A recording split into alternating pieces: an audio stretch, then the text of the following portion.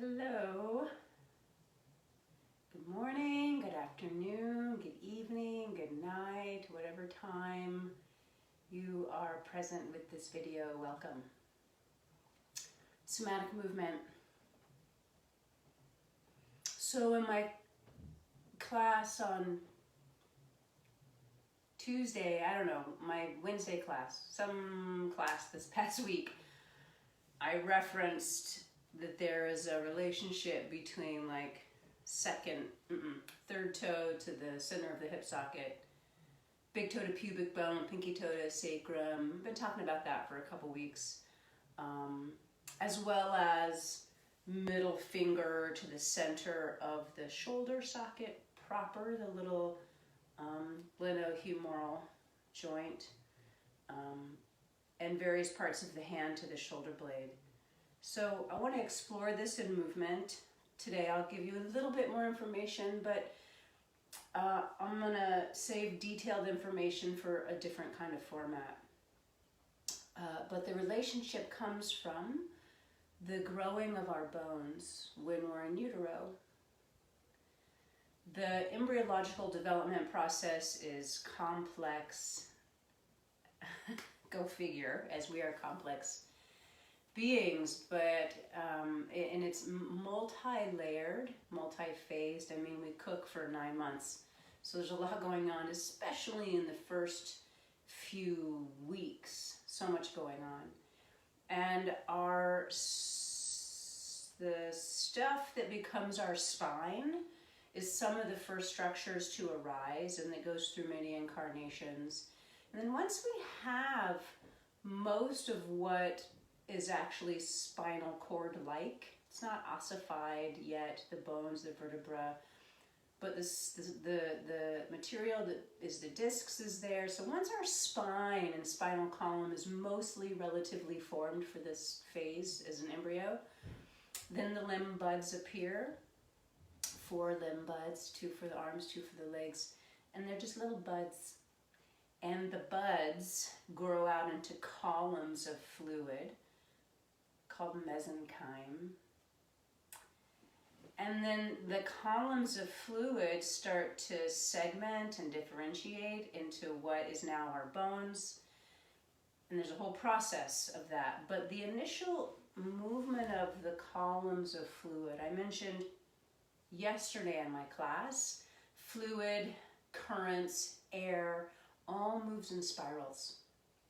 So the fluid that made our bones was and still is spiralic. Our bones have a spiralic structure.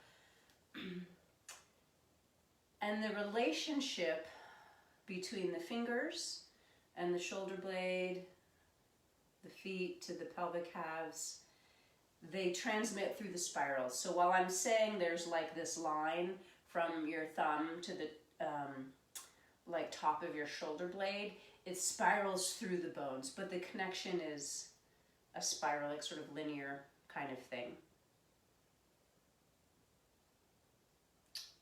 Thumb to the upper portion of the shoulder blade, index finger to collarbone,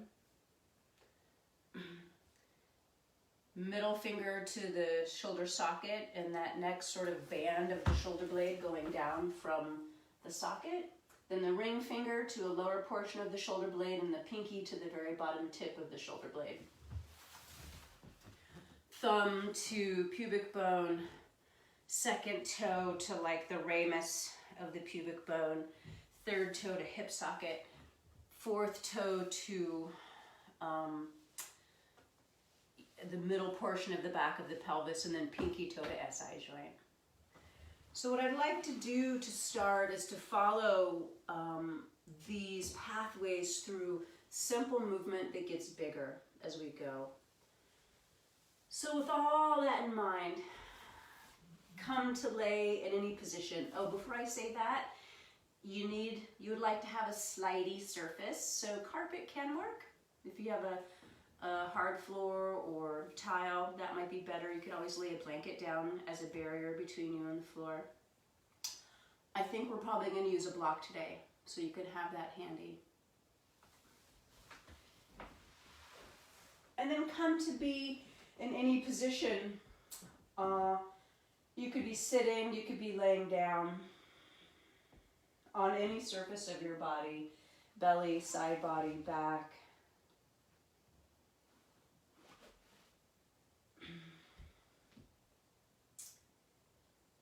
And feel into the quality of your being. Many levels, many layers of our beingness. And every tradition sort of has their lens or paradigm about what those layers are and how they manifest, or if they are manifest, or if they're in the invisible realms. So maybe check with the surface of your skin to start. Any surface tension or surface slack. Just roam around with your awareness on the outer surfaces of your skin, and feel free at any time to change the position that you're in.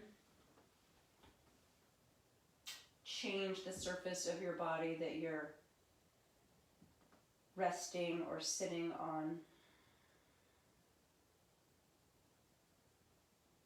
And the skin comes from the same germ layer as our brain, our nervous system. So the skin is sort of like our external brain. So allow it to inform you. Like, listen in, what does it have to say to you today? And under that outermost layer is sinew, connective tissue, fat. So what's it like just under the skin before you get to muscle, before you get to the wrappings of the muscle, the myofascial wrappings?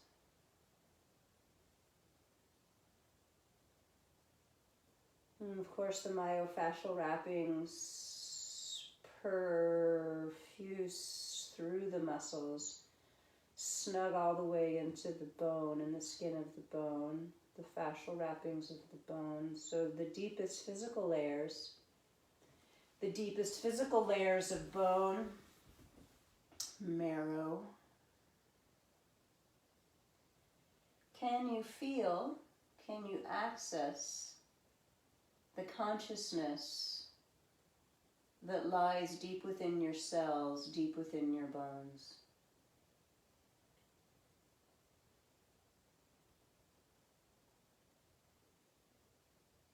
So all the parts that make us up, all of the cells, including the bacteria, right, the flora, both on our skin and in our depths, 100 trillion cells.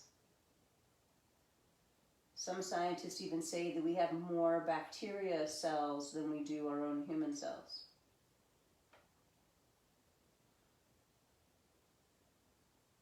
And just check out how that lands on you. I've made friends with all my bacterias. Don't let it stress you out. Come to rolling. So if you're up sitting, you could simply spill to one side, pour yourself onto the floor, and start to roll any way you want to roll. So over the weeks, I've offered a few different examples. You can roll sequentially, where one part of you gets ahead of the rest of you, like rolling from the legs, and then the rest of the spine sort of trails. Sequential rolling, or turning the head, and then let the upper spine and the middle spine and then the lower spine and the hips. Sequential rolling, or rolling all together. Everything can roll at once. You can roll with limbs long, or you can roll with limbs folded in. You can roll to upright and spill, roll, tumble gently back down. So using rolling as a way to activate. It's also suggested that it's pacifying. So sort of like what gets said about twisting in yoga, the things that get said. Are they true for you? If not, doesn't mean you're doing it wrong. But the things that get said, that twists in yoga can neutralize, pacify, energize. And the same gets said about rolling in somatic circles. So just roll, roll, roll, roll. You could do somersaults. You could do half somersaults. Just roll. Simply roll. Rolling, rolling, rolling. Get those bones a-rolling. Roll. Rolling on the river. Rolling on the river. Roll, roll, roll. Another 30 seconds of rolling. Did I say you needed some space to roll? So you might just be rolling right to left. That's fine. Just roll. Try to cover every surface of your body with the floor. And then eventually, let's land on our left side. Left side.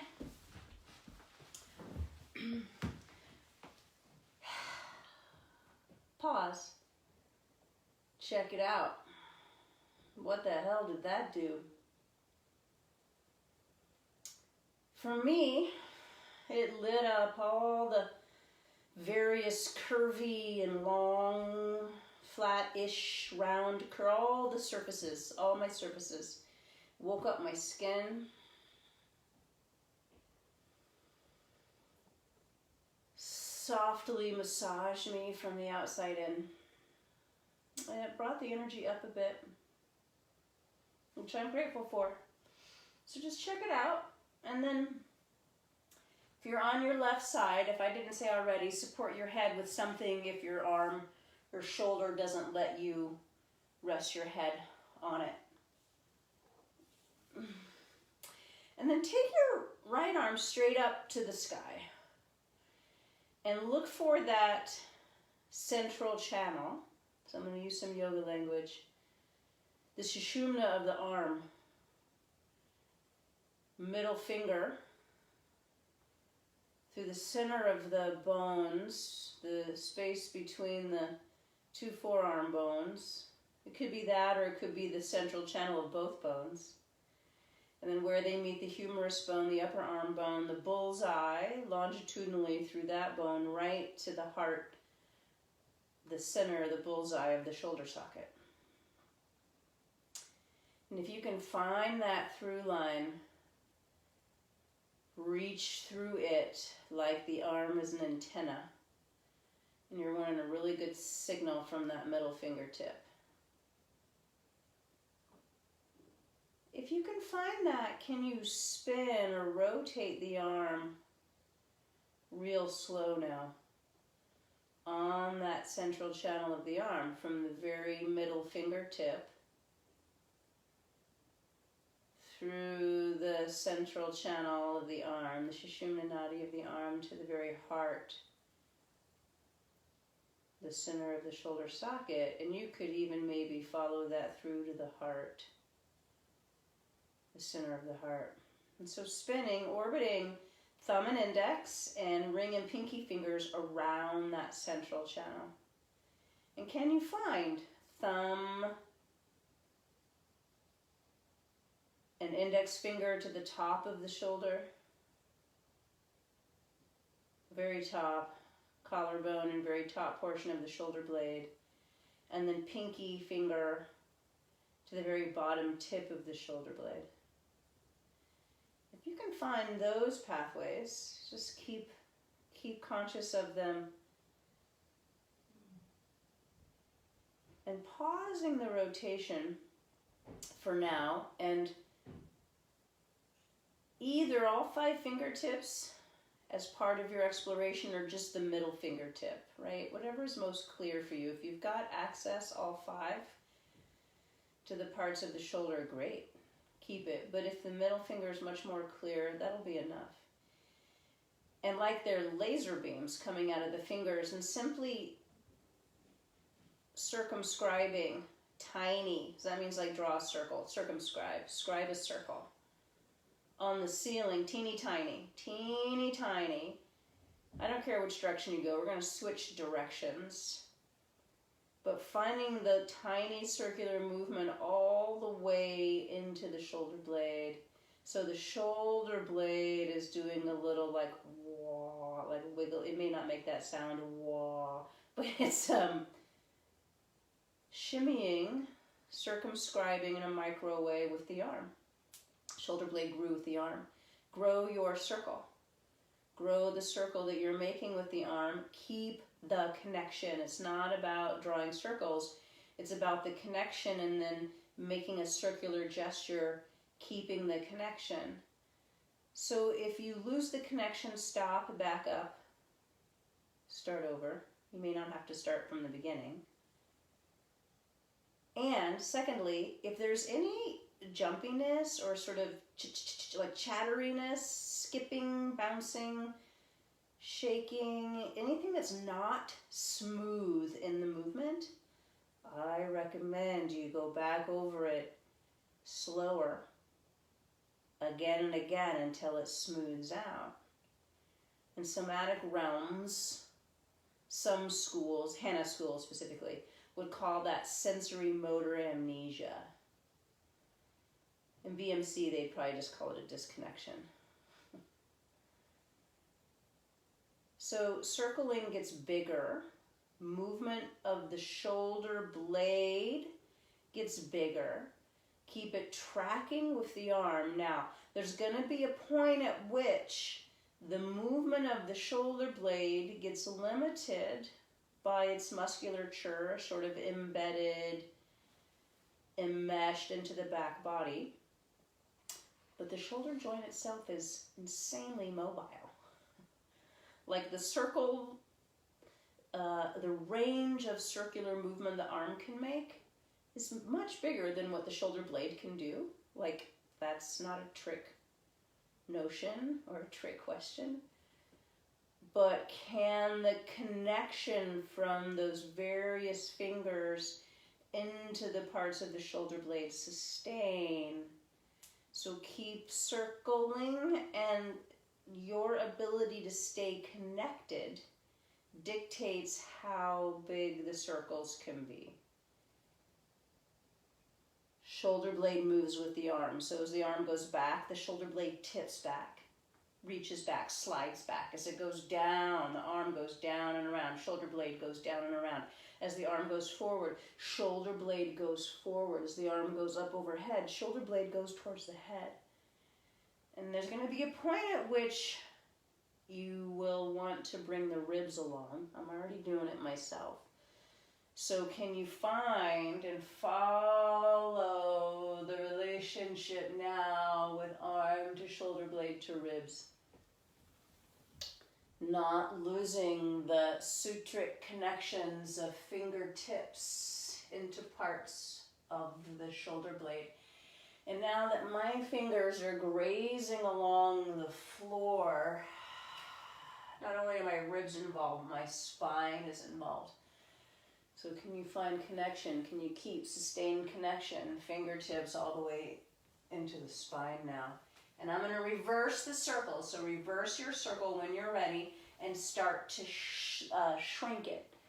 So basically unwinding the other way. If we wound one direction from small to big, we're going to unwind big to small in the other direction.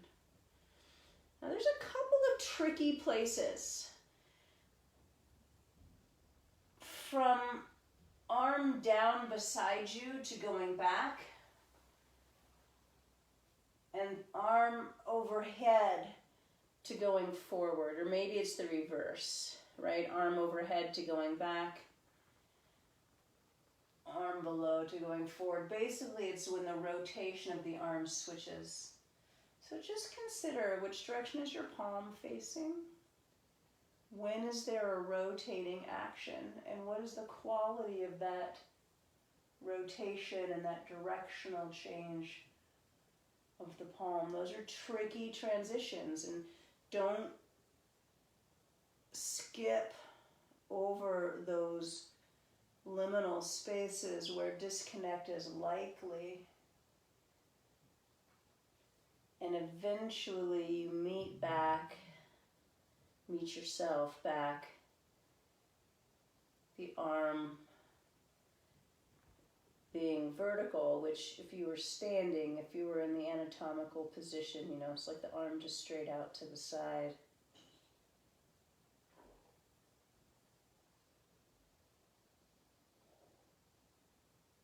I'm getting some jumpiness here. It's not super smooth, so I'm going to stay at this range. Slow it down a little.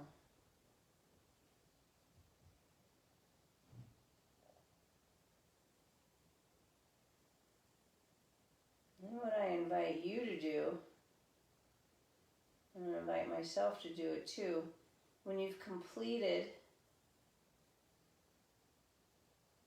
the two directions of winding, unwinding, or unwinding and rewinding, and you find the vertical stream of the arm sutras, go back to rotating, thumb, index, ring, and pinky finger orbiting around the central channel of the arm, which comes from the middle finger, the birdie finger. What's the rotation like? Easier? And then come to rest. And notice the difference between the two arms. From my experience, the right arm feels like it's just melting into the floor. And in comparison, my left arm feels sort of like, I don't know, a big log or a giant blanket roll or some sausage or something. It just feels like a big bulky thing laying there. And the right arm is just like fluid. Let's do the other arm. So come to lay on your right side. Left arm up. Find the verticality and that longitudinal thread-like, suture-like relationship, middle fingertip to the very center of the shoulder joint. Thumb and index finger at the top of the shoulder. The way the bones grew, index finger with collarbone, thumb with top of shoulder blade. So like if you look at the screen, you could do this too, bend the elbow and simply place your hand, fingertips at the top of the chest, and thumb with index finger, right? Sorry. Yeah, they're together. Index finger relates to collarbone, and there you can touch it right there. Thumb to the top of the shoulder blade in the back.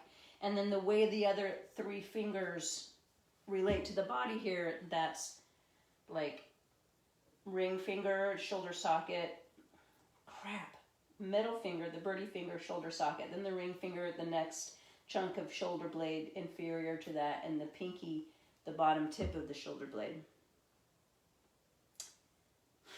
Hopefully that didn't confuse you, sorry.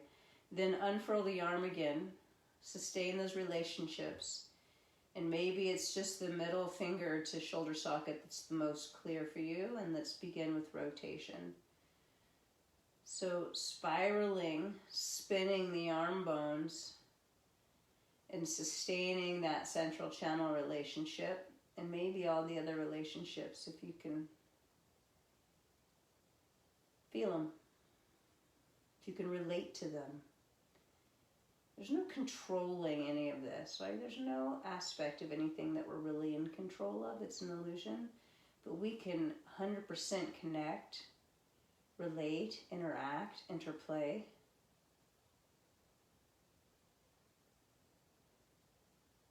Learn, appreciate, be humbled. There's no controlling. Pause the rotation. It'll come back online as needed begin the tiny circling, whichever direction you choose. Tiny at first, and slowly growing, slowly growing. How much you reach through the arm or how much you let it settle, that's up to you. And I would say it should hinge on those choices, hinge on how you're connecting. Does it aid in the connection? Then use it. If the reach makes the connection too taut and it gets hard to decipher, then back off that tension, right? Thumb to top of shoulder blade, index finger to collarbone, middle finger to shoulder socket, ring finger to middle of the shoulder blade, pinky finger to bottom tip. So as the circles get bigger, do not disturb those connections. So maybe the circle only gets bigger in your mind because when you make it bigger, you lose them.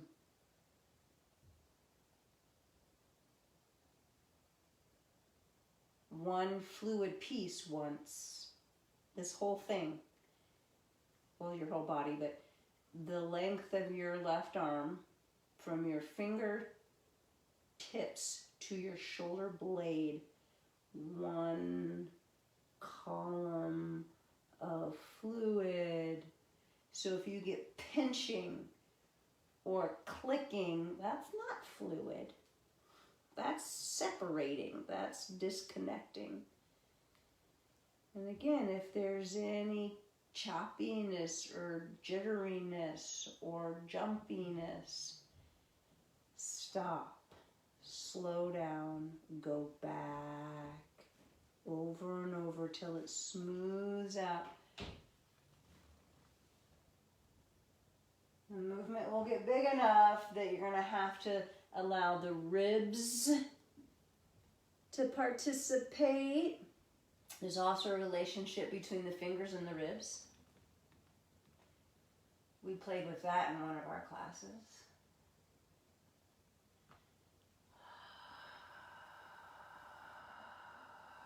Another, let's say, 10 seconds going in this direction.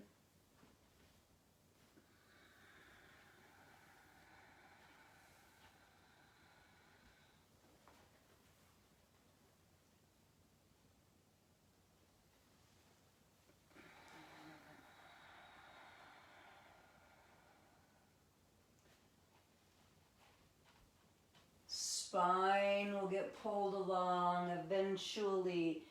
And then let's go back the other direction and start to retrace our circles back home.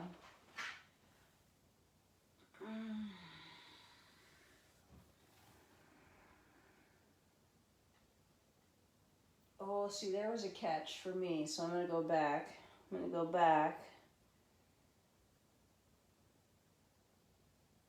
Okay, that was smooth. Nothing but sukha, right? To use a word from yoga, sukha, good space. Nothing but good space. And this refers to the ride of a chariot in the smoothness, the good space inside the hub of the chariot wheel. If it was a good space, it'd be a smooth ride. This is the same. Good space, smooth movement.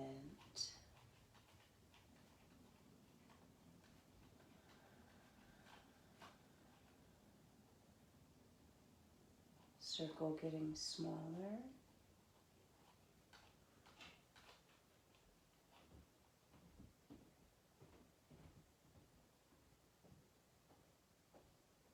As if the arm was moving from the center of the heart. Right, that's how it feels to me. It's like just a big heart beam. Once you get to the center, sound effects are optional. That's the sound mine makes. Find the rotation again. Middle finger like the very tip of a spinning top. right into the very heart of the shoulder socket, which is teeny tiny.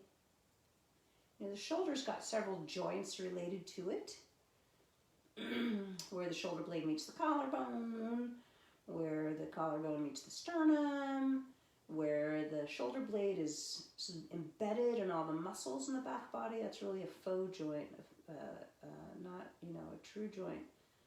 But it's a place of movement and relationship. And then, of course, the shoulder joint proper, the teeny little scoop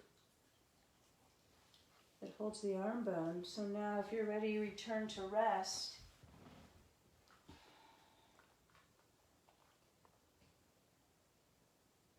Yeah. Just, my upper body feels like a river with a sweet, soft, flowing current. Yep. So let's stay on our backs. Bend one or both knees, I don't care. I'm going to bend my right knee. And what you might do before you place the right foot on the floor, maybe you can do it here, is revisit those relationships, big toe to pubic bone. You could touch it with your hands. You could stroke hand from big toe along inner thigh to pubic bone. I'm just going to move my legs. Second toe to the pubic ramus in front. Second toe to that part of the pelvis. Third toe to the hip socket proper. Right straight through the leg bones to the center of the hip socket. And then the fourth toe to maybe like sit bone or that line through the middle of the back of the pelvis. And then pinky toe to SI joint. So moving, feeling the relationship, however you want to move, just to get the relationship established. And then we'll meet once again, foot on floor, knee pointing to the ceiling. Now I'm going to start with the kneecap as a reference, because really hard for people, a lot of people, to hold their legs straight up in the air. We're going to get there, most of us, some of us, but start with foot on the floor. So if you can keep the connection from toes to hip, great.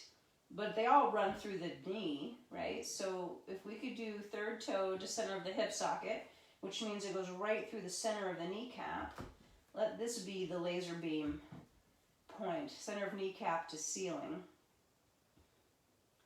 to center of hip, to third toe, to center of kneecap, right? And then make tiny little circles from the center of the kneecap, as if the center of the kneecap had a laser beam or a spotlight, and scribe circles, draw circles, right circles on the ceiling from the kneecap, right? And there's also big toe to pubic bone, pinky toe to SI joint. So as you roll the knee around in a circle, you're going to roll the weight around on the foot. You're going to roll the weight around on the back of the pelvis. And so keep going. What's going to happen now as the circles get bigger is the foot is going to come off the floor for part of that. And the pelvis will come off the floor for part of that. So as I grow the circles bigger, and I swing the knee across the midline and towards my body, foot comes off the floor. Knee to the outside, my pinky blade of my foot lands on the floor, and then as I reach the knee away, the whole hip comes up off the floor. You might get some muscle cramps. I certainly am. Because likely you're going to use muscles in an unusual way. Eventually, and so yeah, we're bringing in movement of the spine. We're getting that far in. And then the invitation to unfurl the knee for any or all of the circling. And let the other leg do whatever it needs to do to connect you.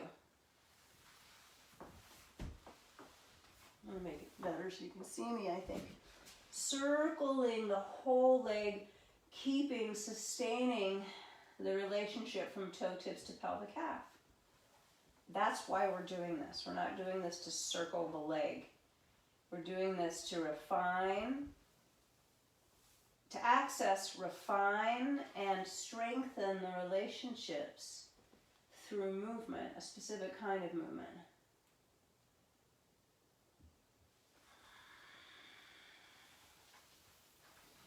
Eventually, once the circles are as big as they can be without losing the relationship, start to reverse the direction. Here I go. And make the circles smaller.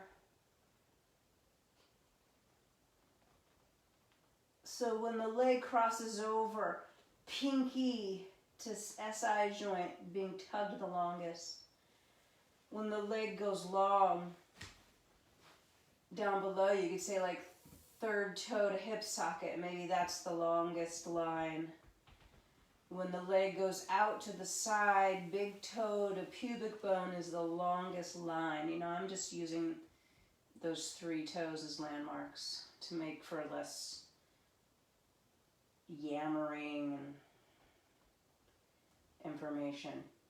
So with a longer leg, the lever of the leg is longer. There's more weight to support, which will likely cause some disruptions in the connections. So if that's the case, I have a disruption.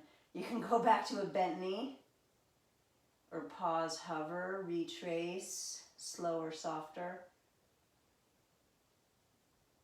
I need to really get clear about my big toe to pubic bone relationship. That's one of my more vulnerable ones.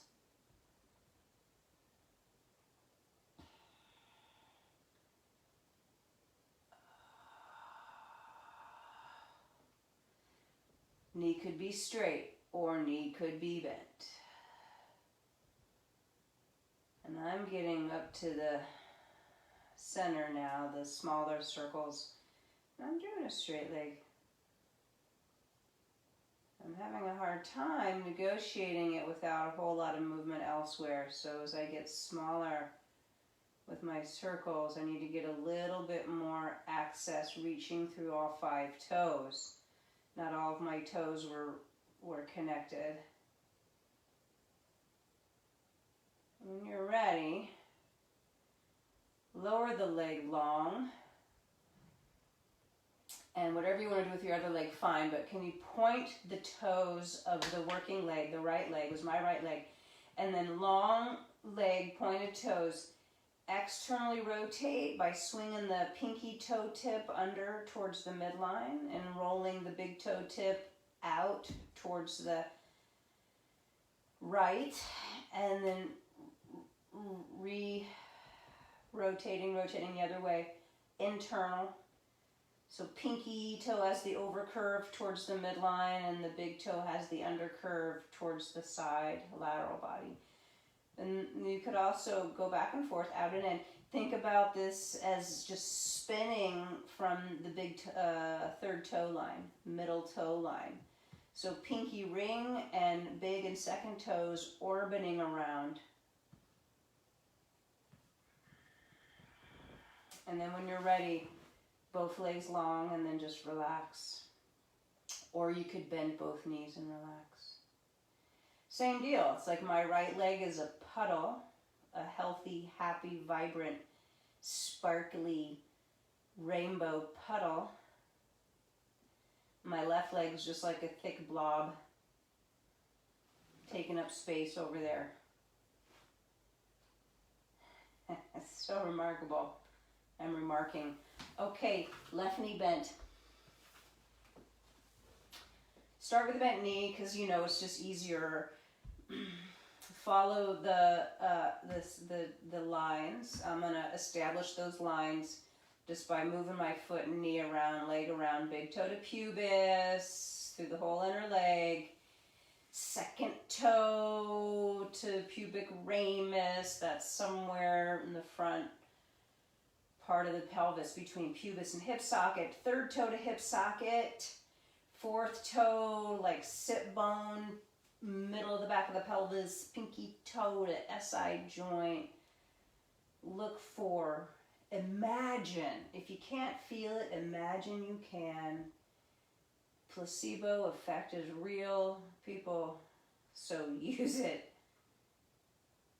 And then once you've got the hook up, one fluid column from pelvic half to toe tips, start to make the little circles from the bullseye of the kneecap, from the third toe to the bullseye of the kneecap to the center of the hip socket.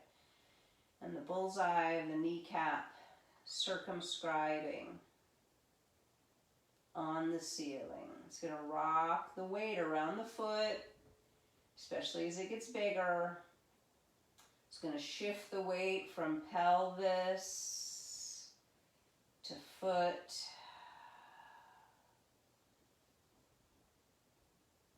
The whole pelvis will swivel a little. Once the movement gets bigger and bigger, the movement has to include the other joints nearby to get the full range in the socket itself.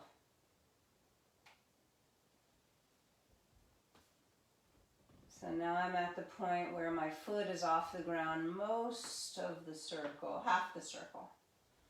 And my pelvis is off the ground half the circle. Still have my knee quite folded. I'm going for all the circularizing I can find. And because it's easy for me to have an extended knee, I'm going to straighten my leg now. Straightening the leg is certainly not required. Okay, I need a backup.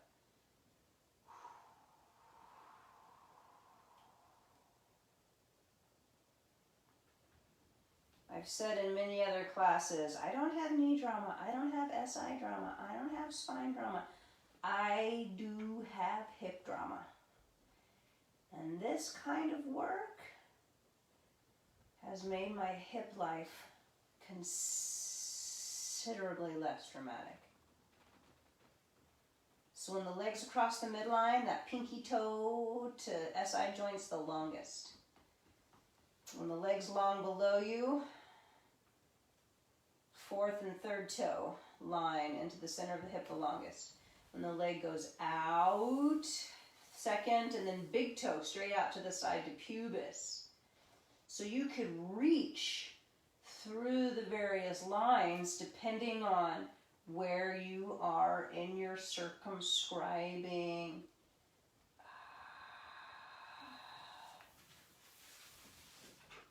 And then I'm ready, I think, to switch directions and to start to make the circles smaller.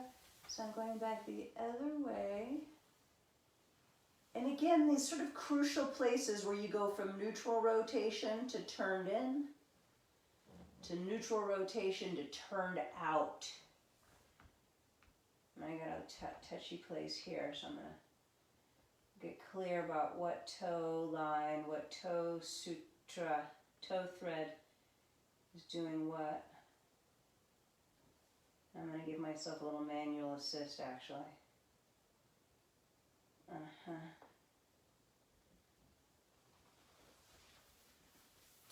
So slowly returning, slowly, whether you're using bent knee or straight leg.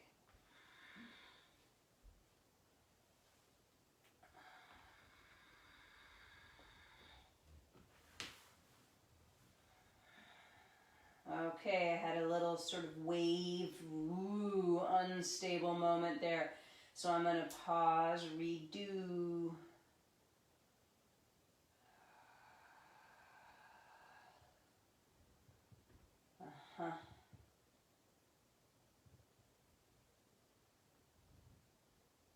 Makes me want to go the other way.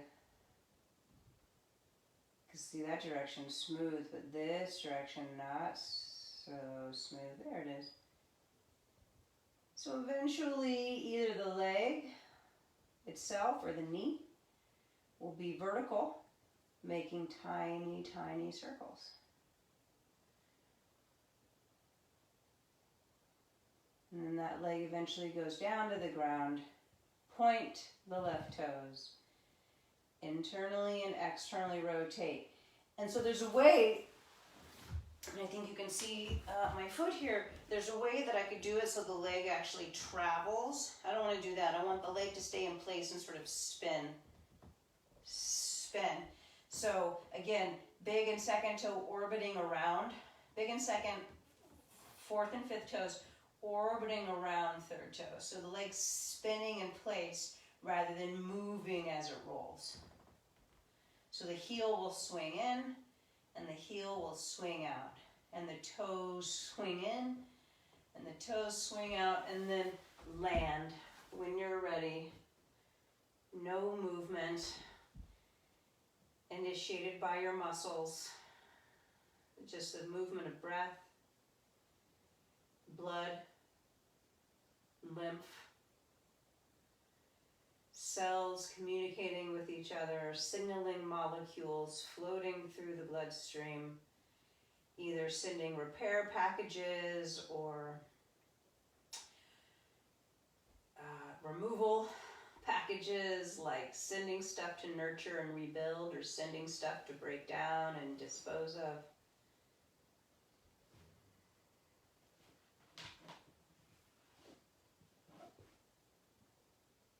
Okay, now I'd like to transition to something else.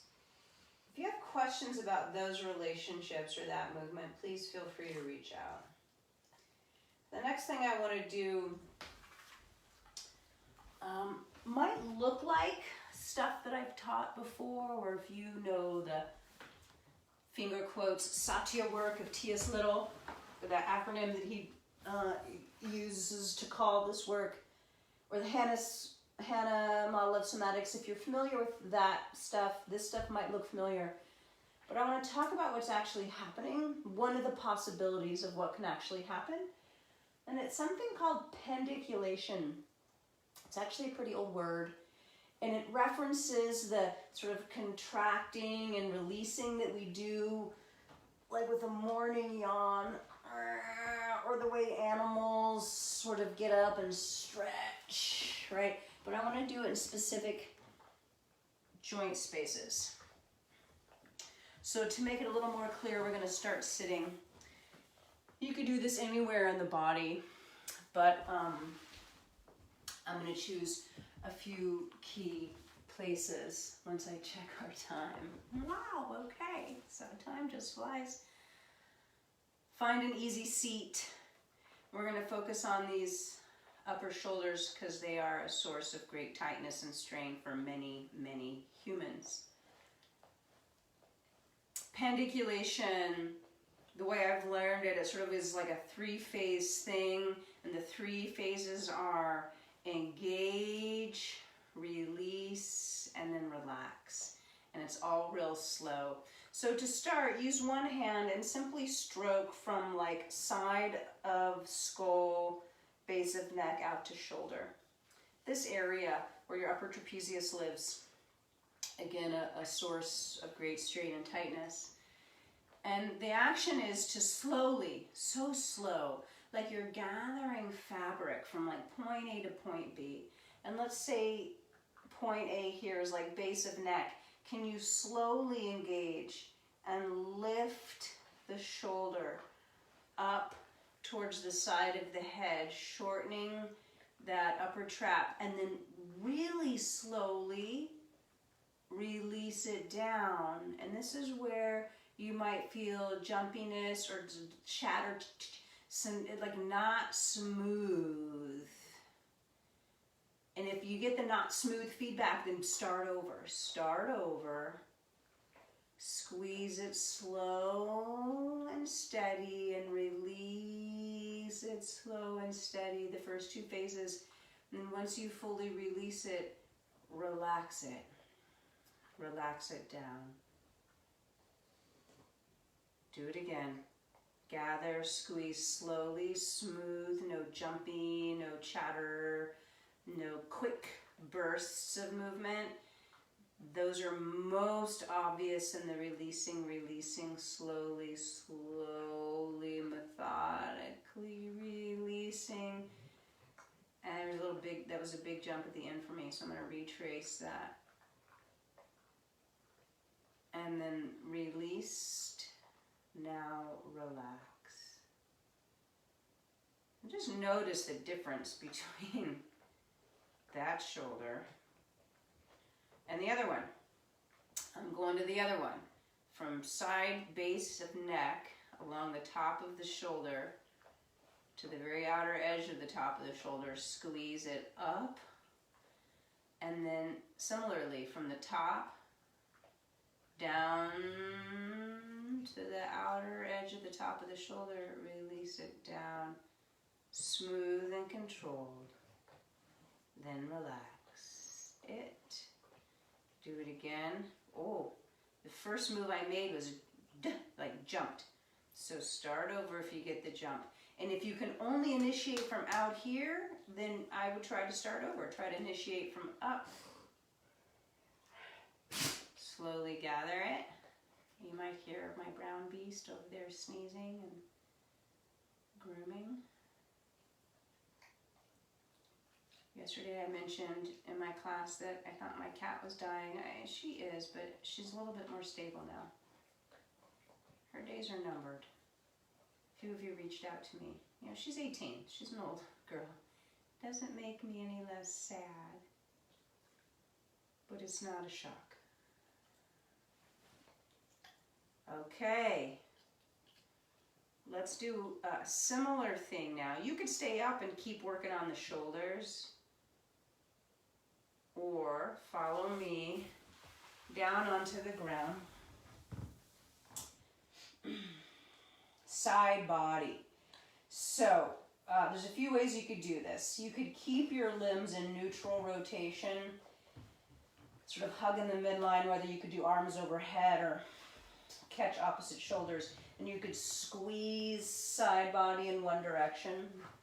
That'd be like pure side waist obliques, and then undo. I'm gonna bring the arms in so the leg will turn out, and then I'm squeezing the side in this way. I just get more of the side body, I prefer it. So same deal, a slow release,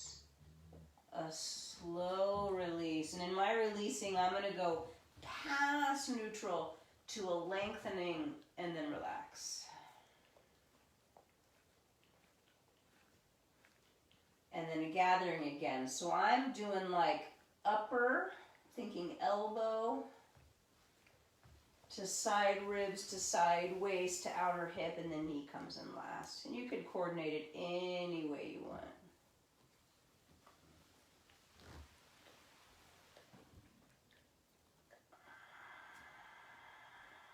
Release, relax.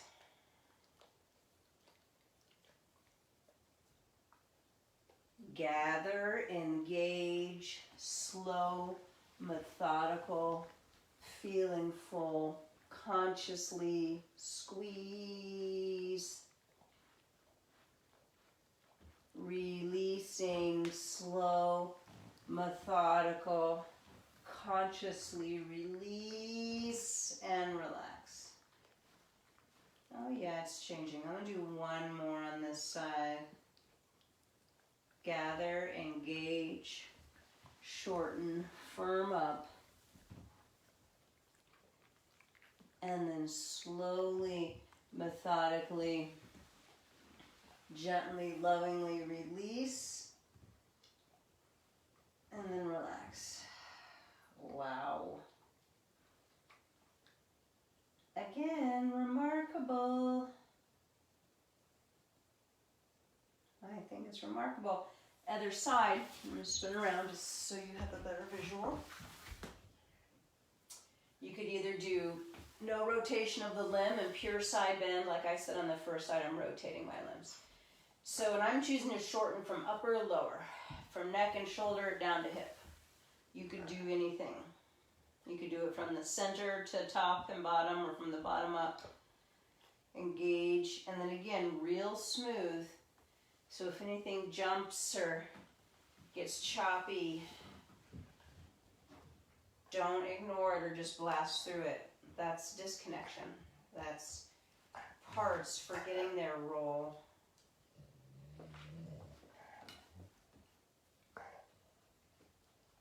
Engage, gather, squeeze, shorten on purpose, release, relax, now release, lengthen, and then relax. Uh-oh.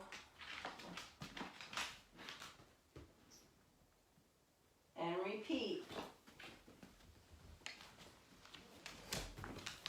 What's going on, Brownie? Nope. Those are my berries. Go lay down. Go lay down. Sorry for the interruption. Go lay down. That's a good boy. I'm gonna do 2 more.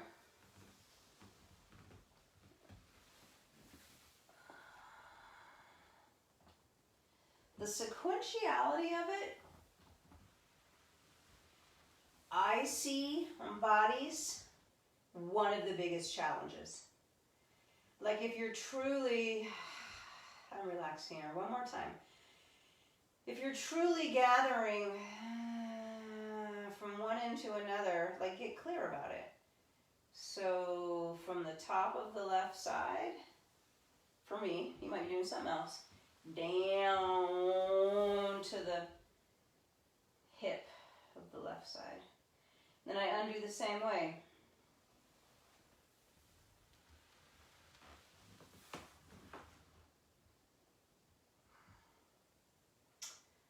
And then relax.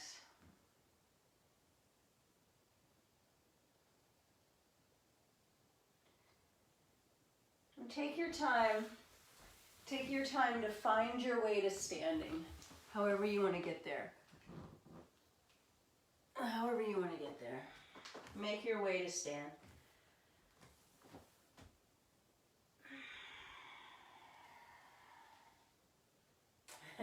Grab your block.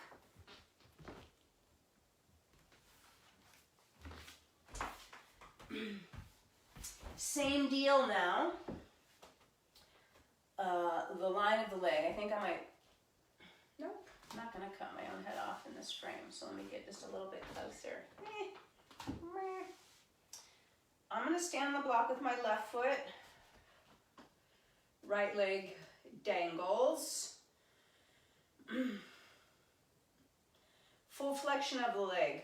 And I'm going to start from the toes. So first step in this,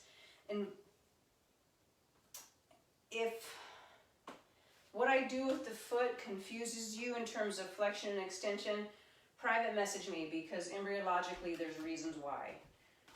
So either come along or do your own thing, ask me later, or just trust, either way. So toe tips curl under, so plantar flexion. Toe tips curl under towards the heel pad, but then shorten the front of the ankle. So plantar flexion of the sole of the foot, and then pulling the toe knuckles towards your face. Then flexing the knee, then flexing the hip. Now from here, unfurl the toes, that's like send the toes out, then extend the front of the ankle, then extend the knee, then extend the hip. From way back there, curl the toes, so shorten the sole of the foot, then shorten the front of the ankle, then the knee, the back of the knee, and then the front. So flex the hip, then extend the toes, extend the ankle, extend the knee, extend the hip. Then flex the foot, flex the front of the ankle, flex the knee, flex the hip. Don't fall over. unless you want. Extend the toes, open the front of the ankle, extend the knee, extend the hip. One more time.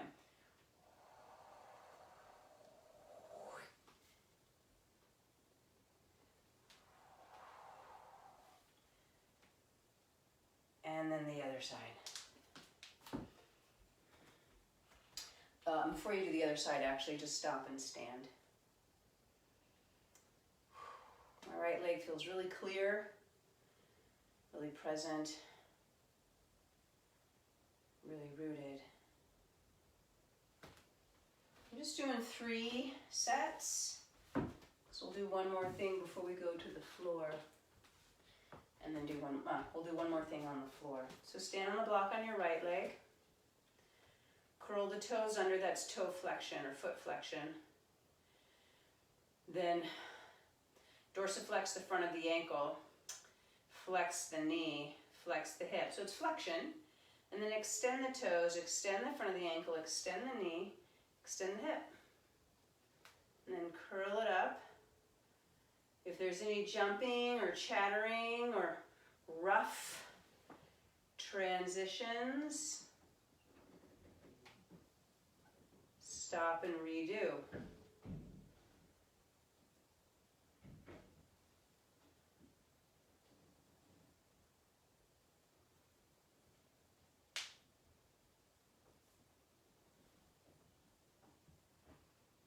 I'll do one from the side. So if you need a little more, better image.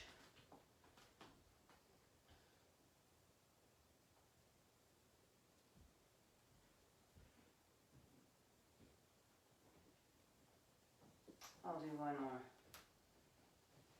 Ooh, there was some jumpiness.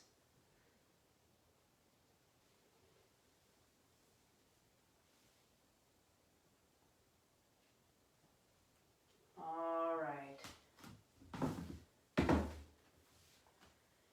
Take a slow descent back down to the floor and come to lay on one side.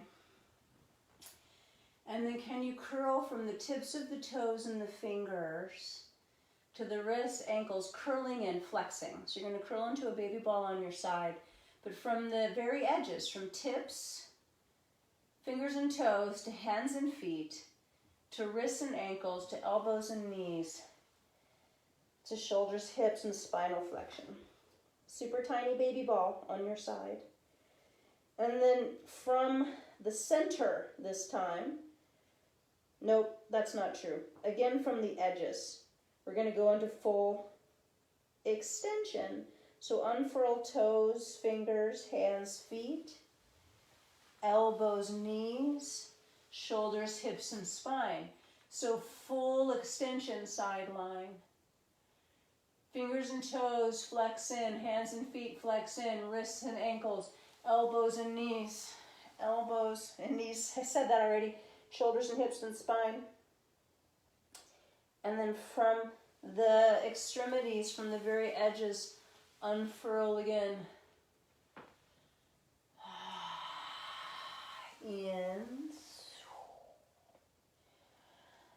Out. Could say extension. This is physiological extension. There's details to make that true. I can't see what you're doing. I'm doing my best here to make it accurate. Full physiological flexion. One more time. And this time, when you curl in, can you roll onto the other side? Let's open into physiological extension from the very extremities. It's called distal initiation, initiating the movement from the most furthest edges. Curl in, physiological flexion to physiological extension from the fingertips and toe tips. Curling in from the fingertips and toe tips. Keep going. Let's say 2 more.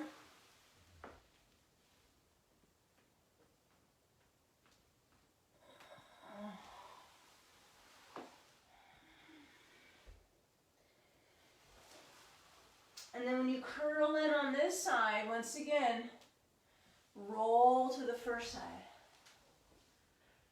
And then when you land on the first side, unfurl from the fingers and toes, and then curl in and roll onto the second side.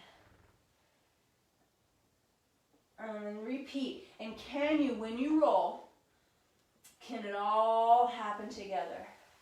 So it's not sequential. Head and spine stay in one line. The limbs stay integrated.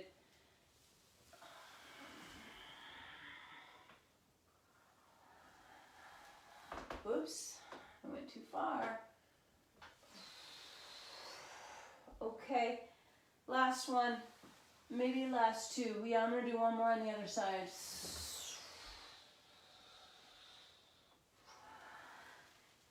And then from here, either roll onto your back or roll onto your belly or sit up or come to stand.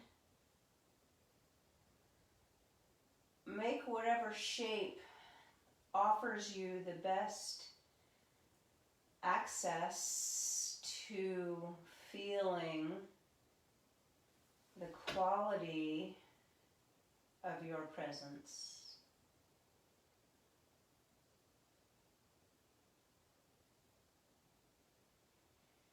And what's the felt sense of all the layers of you now?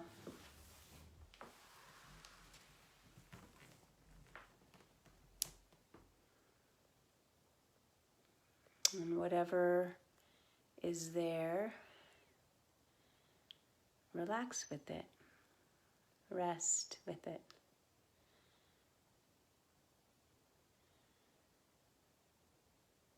Maybe it informs you. Maybe it pulls you in, teaches you.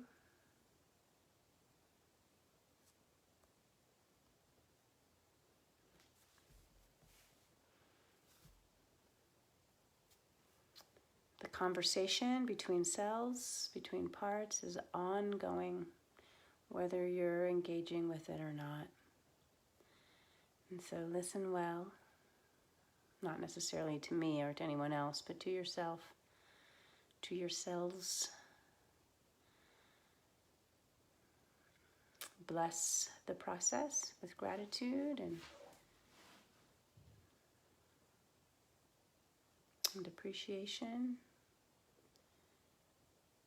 And whatever goodness you might feel, please openly share that with everyone you meet. Thank you. I love you.